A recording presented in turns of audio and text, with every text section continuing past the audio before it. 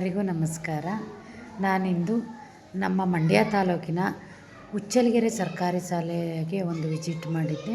So ಈ ಮಕ್ಕಳ ಜೊತೆಗೆ ನಾನು ಯಾವಾಗೂ ಕೂಡ ಬೇರೆ ಬೇರೆ ವಿಚಾರಗಳಲ್ಲಿ ಕಂಟಿನ್ಯೂಟಿ ಇರ್ತೀನಿ.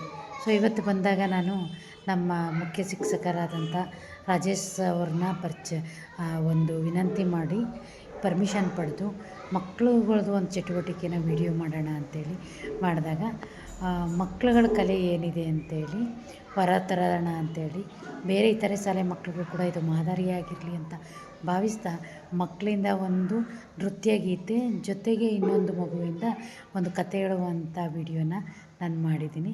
ಸೊ ಆ ವಿಡಿಯೋಗಳನ್ನ ನಿಮ್ಮ ಮುಂದೆ ಪ್ರಸ್ತುತಪಡಿಸ್ತಾ ಇದ್ದೀನಿ.